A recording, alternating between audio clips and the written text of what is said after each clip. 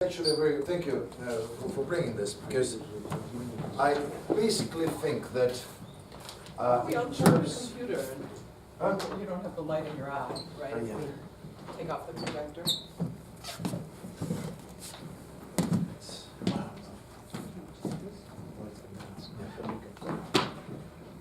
because I think from my perspective at least, I think that Tangut studies is actually a very, very promising field.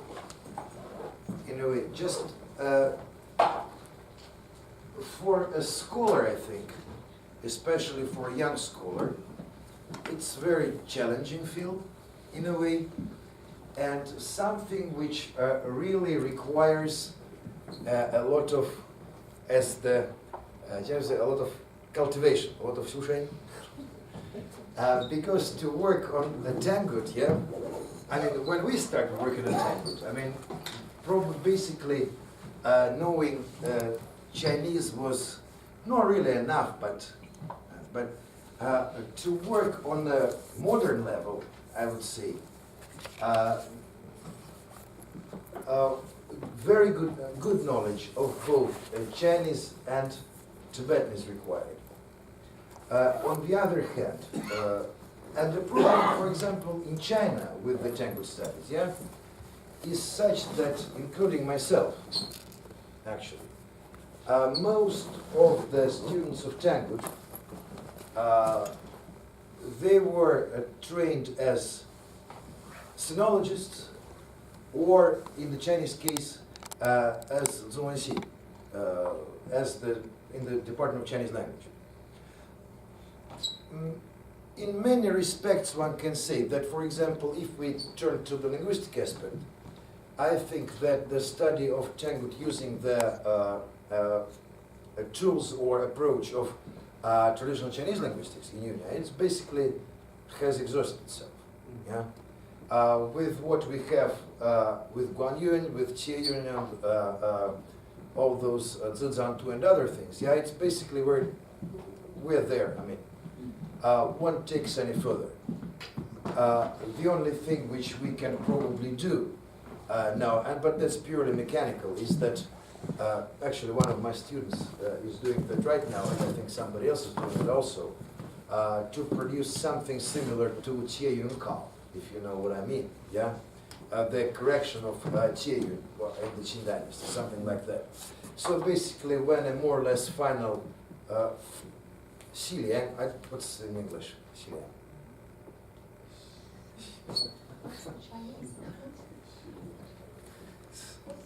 Xiliang? No. You need like a Xiliang. The series, yeah. When the phonetic series are finally well presented or arranged, because nobody really did that to Wanhai. But it's purely mechanical. Yeah, as long as this is done.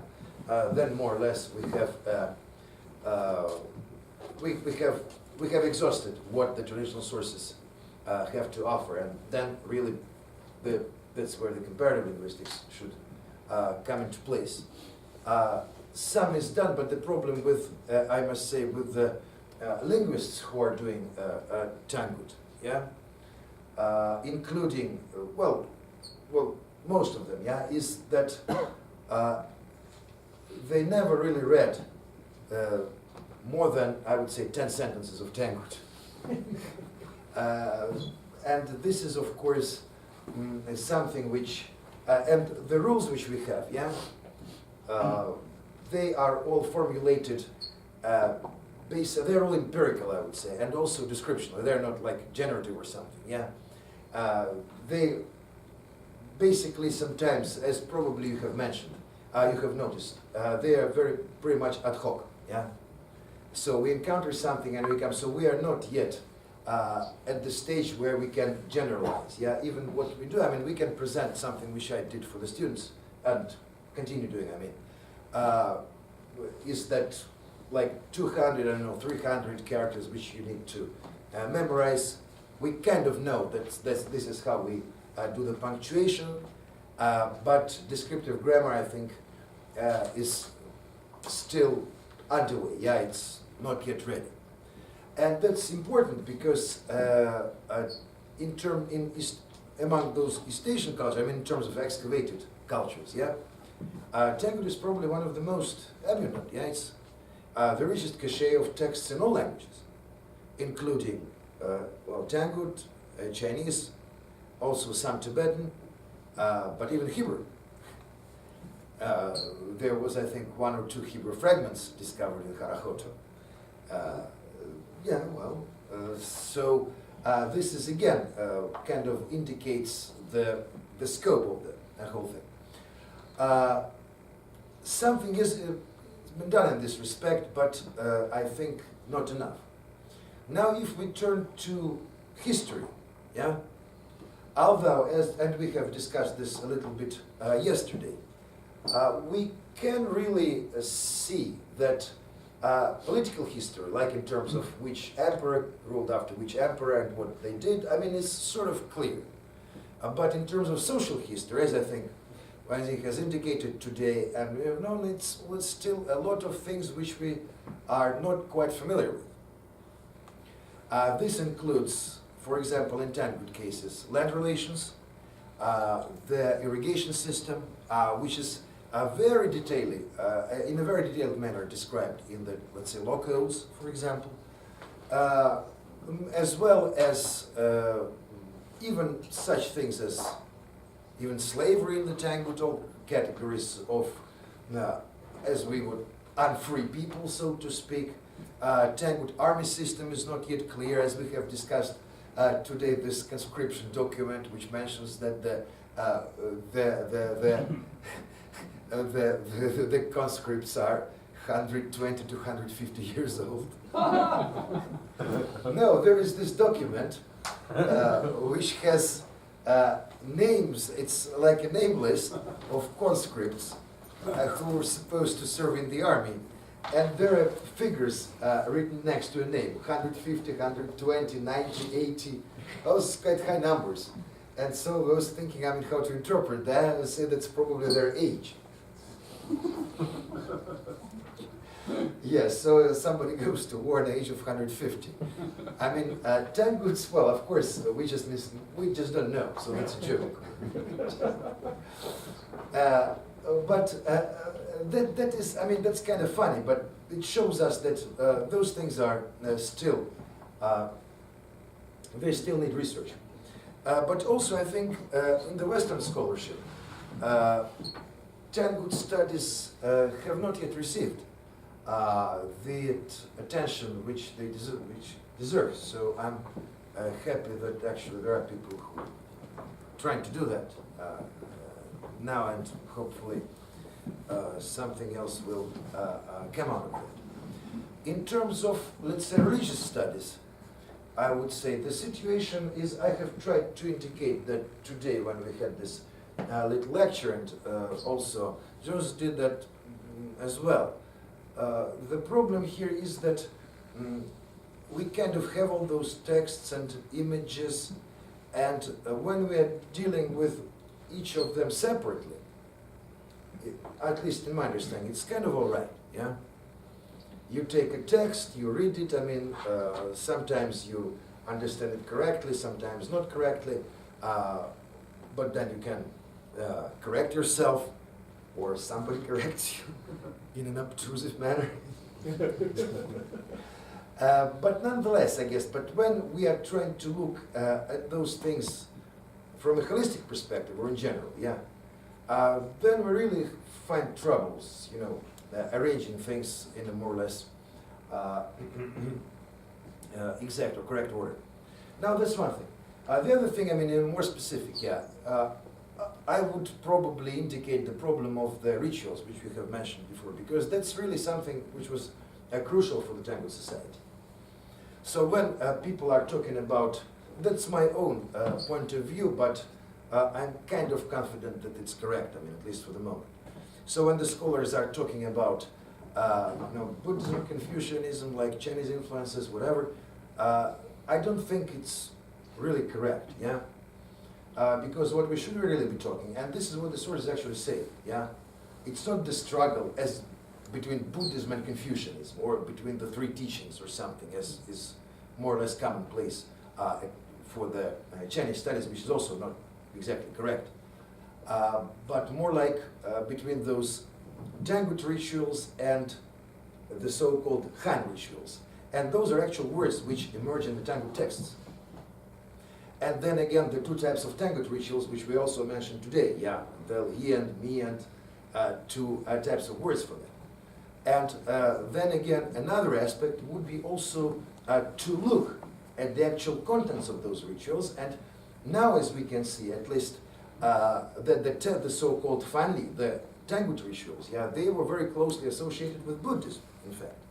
Buddhism was a major part there, whereas something which we correctly or not so correctly indicate as Confucianism was probably associated with the Chinese rituals, with the Hanli, which was also introduced. But then again, there is no direct, it's not, Correspondence? There is no direct correspondence, yeah, because those things, they really exist independently. Now, if we look into those Chinese borrowings, again, this is not as simple as one might think. It's not that something was borrowed like in entirety. For example, Confucianism. Confucian texts, they were, very few of them were really translated into Tangut. It's basically Lun Yuan Banzi and the Sun Tzu Bingfa, the Art of War. Yeah, Sun Tzu Bingfa and some other also related with the Art of War. But in terms of real, like, Confucian scholarship, it's basically Lun Yuan Banzi and Xiaojing, yeah, the classical filial piety. Really, I mean, some other things and apocryphal writings which were circulating in the neighborhood, basically.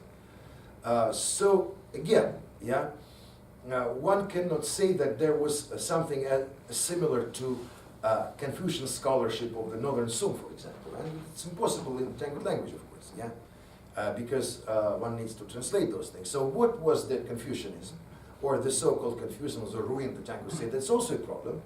And something which one can also research. So in terms of Buddhism, even more problems, yeah, because we have Sinitic, we have Tibetan, and those are interacted, were interacting in different ways. Sino-Tibetan Buddhism emerged, and then it influenced the Buddhism during the Yuan dynasty. We find that in texts, we find that in images, but the exact sources of that, they are not yet completely clear. We still have some indications, some hints. We kind of know that the amount of the Tibetan esoteric scriptures of the Tantras translated to Tangut was probably much bigger than we can imagine, because those are mentioned in the texts of Sino-Tibetan Buddhism popular during the Yuan, but we haven't yet seen those. Some of those texts emerge, some probably will never emerge. But then again, there is a very vast field of research. I mean, one can do many, many things here. And all of that, of course, offers brilliant scholarly prospects. So in terms of what I wanted to say, I think on my personal behalf, that's probably the end of it. Now, since, we still have some time left, as Johannes here has mentioned, then I would probably would like to take, or if anybody here would like to ask me something, I would be happy to answer.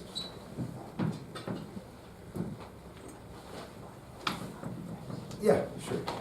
A couple of questions about this kind of following up on the Han, Tangut dealing with Han culture. I guess one thing I'm getting from this is that in the case of Liao, for example, the Khitans learned Chinese learn sort of Chinese Han culture from the Han underneath their own rule, from the Han of now Beijing and so on.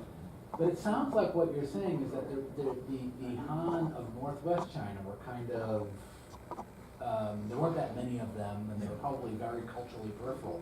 So were they learning their Han Buddhism and Han culture from the Han within the Tangut realm itself, or were they getting most of it from the Northern Song? That's a very good question, and we can look at that essentially. For example, I mean, there are several case studies here. For example, the Tangut version of Xiaojing Zhuan, yeah, the classical. It's not Xiaojing, it's Xiaojing Zhuan, yeah, with the commentary. The one which was originally studied by Greenstein back back in the day. Now this one is by Liu Huiqing.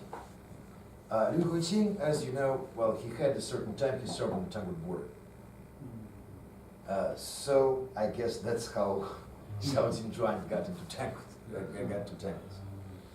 All right, so that's one thing.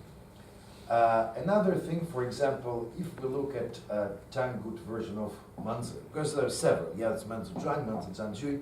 Pan Xianqian recently has published, I think, a very good study of that. Now that we can, from the study of the text, we can see that the translator sometimes just followed his knowledge of Chinese as foreign language, yeah. But sometimes he consulted Han Dynasty commentaries, and when he did so, his translation is correct. Those instances are actually traceable. Now, where he obtained the texts which he consulted, yeah, then that's a different story, yeah. But they were imported. Some of the things were really imported from the soul, including the Buddhist canon and including some Confucian writings as well.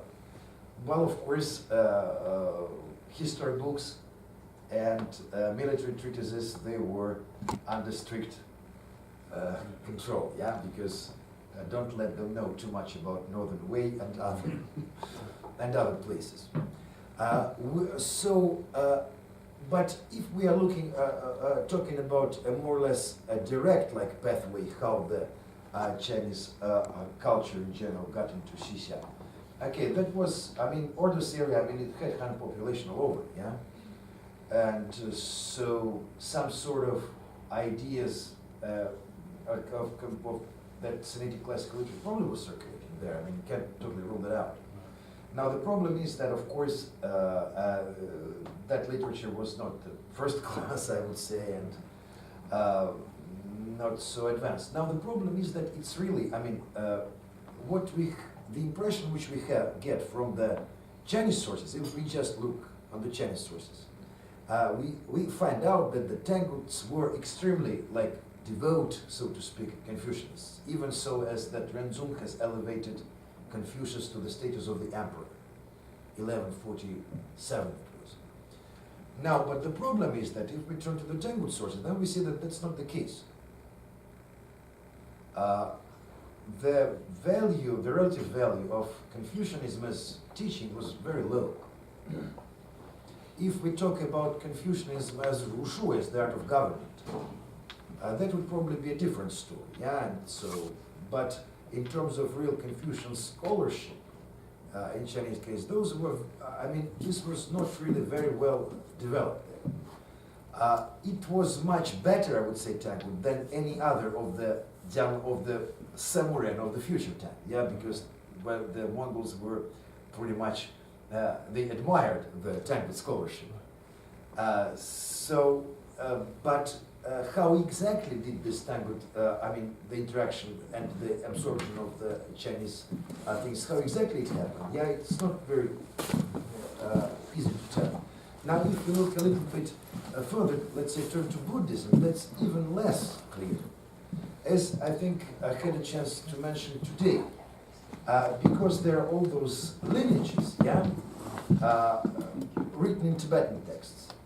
Sometimes we know, although we cannot always identify all those people who are mentioned in those lineages, or in many cases we just cannot, yeah? But at least we can see a tradition, how it emerged, like for example, even in India, and then in Tibet, and then it got to some obscure Tangut guy, yeah, but at least we know, like if it is like 6 or 7 people in a specific lineage, yeah, we know like 3 or 4 of them, yeah, and happily somehow one of them would also emerge in the known Tangut document. So with Tibetan Buddhism, it's kind of clear, and we have one very beautiful text, which is a diary. Well, not a diary, but more like personal reflections of a Tangut state preceptor who actually went to Amdo to study Mahamudra. Yeah, and he even tells the date when he obtained the teaching and from whom, and yeah, it's very detailed. So that's one thing. But for the Chinese things, I mean, it's really totally obscure because we know that certain things, they could have only be obtained from, let's say, Hangzhou area, from the northern zone. and probably through the mediation of Khitan, yeah, because there are purely a lot of actual Khitan texts translated into Tangut, the texts that were written in the Liao by the Liao Buddhist masters, of course in Chinese, not in Khitan, and those which are otherwise not known in Sinitic Buddhism, yeah, and a lot of those, like 3 or 4, and those are really important ones by very important people. Other than that, we just, and typologically speaking, we can say that Sinitic Buddhism among the Tanguts was kind of resembling Sinitic Buddhism in the Liao among the Tanguts, sorry, among the Khitan, yeah? But we never really had a chance to, a narrative which at least like resembling any sort of history. Buddhism, although there is, as I mentioned today, there is history of Tibetan Buddhism in Tangut, which is, that's another story, but at least there is one, yeah? And, but no, not even close, anything dealing with Sinitic Chinese, Sinitic subject matter. So it's, we can only proceed from the actual text which we have. Yeah, that gives us an idea, but typologically, but not genetic. That's what it is. Yeah. So a real quick question. So speaking about Tangut and Chinese texts, in the bilingual text created in the Tangut state, would the word Tangut, like mion, minya, would have it been always rendered into Chinese as fan, which means foreign but also barbarian? Like No. Yes, I understand. Yeah. No, they didn't have that idea because they always translated themselves as fan. Yeah, even they themselves, and they didn't see it as a derogatory or something. Okay. They were perfectly happy with that. It didn't really bore them, or they didn't feel abused with that. Oh, okay, thanks. They had no problem with the fan. How many tones were there in Tangut? That's a good question. No, we've got 10 seconds to a number. In the preface to the 5 sounds, yeah, but the 5 sounds is in fact a book for the Chinese to learn Tangut. But nonetheless, they would all say that it's 5, yeah, Pin, San, Chu, and Ru, yeah, so the even, the rising, departing, and entering. Now, but from the Wanhai, of course, we know that there were only 2, Pin and San. The level and rising. We have no evidence, although Mark Miakis says that he knows about the entering tone, but I think he probably misread something. Well, yeah, because, but he's very cautious. He says, I rarely see entering tone. Yeah, well, but generally it's 2. Okay, on that cheery note, we could go on forever, but I think we have to thank you for a stupendous performance. I have to thank everyone, especially the ones who stayed until now. Thank you very much.